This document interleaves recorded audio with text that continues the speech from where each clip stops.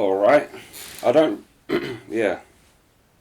This is only a short video, but Frank Zappa, why Saturday Night Live banned the musician forever. But, I mean, without even getting massively deeply into Frank Zappa, I could give you thousands of reasons already of why Saturday Night Live would ban him, and the first one being because he was probably trying to get banned. But I guess there's more of a specific story to it. So yeah, let's see what Frank Zappa did. Let's go. Eclectic musician Frank Zappa would first appear on NBC's variety sketch show Saturday Night Live in 1976 as a musical guest. 2 years later, he'd appear as both the host and musical guest, and it would result in him getting banned from the show. Let's take a look at what happened in today's video.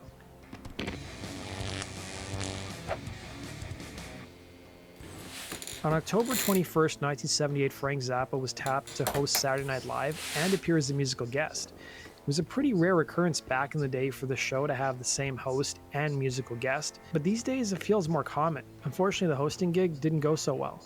Each episode of Saturday Night Live involves a week of brainstorming ideas for sketches, writing the sketches themselves, and then rehearsing them. It was in the run-up to his hosting duties that Zappa didn't appear to get along with the cast of the show. So much so that some of the cast members refused to even appear on stage with the musician during the final segment of the program known as the Goodbye segment. Perhaps part of the reason Zappa didn't get along with the cast was because it was the 70s and drug use was pretty rampant amongst the SNL staff, something Zappa disapproved of. After a poorly received dress rehearsal, Zappa adopted an attitude of indifference, and it was obvious to those watching at home. In fact, the musician would start things off by reminding the audience that he was reading off cue cards. A year after his appearance, Zappa would be interviewed by Stereo Review and look back at his appearance hosting the program saying, "It's a very difficult thing to do. They never make it easy on anyone who hosts the show.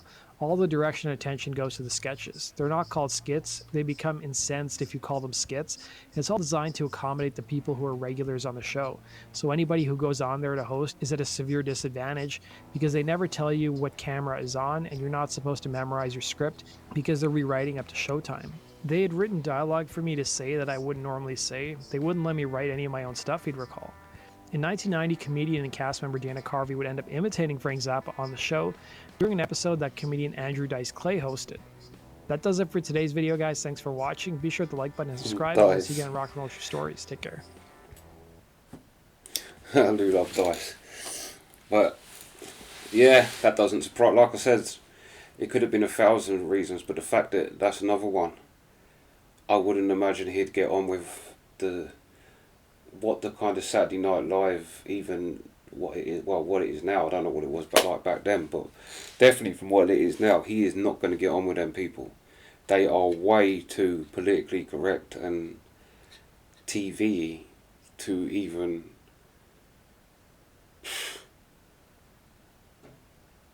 get the first ball rolling to being somebody Frank Zappa would respect. And yeah, like they said, drug use, he's not into drugs, which is kind of crazy from how fucking mad his music is, but there you go.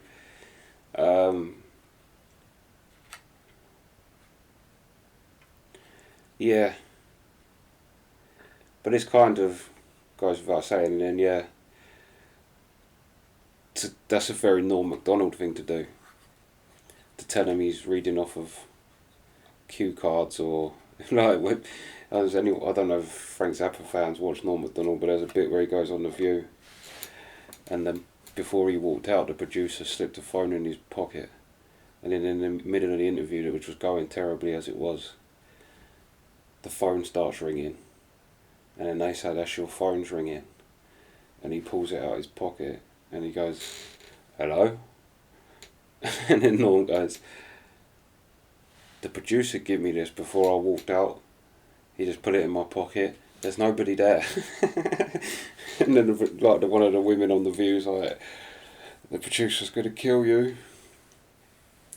Yeah, and I love that. I love that kind of destruction of the norm. That's why I love Norm Macdonald so much. Or disruption of the norm. Really, not destruction, disruption. Um,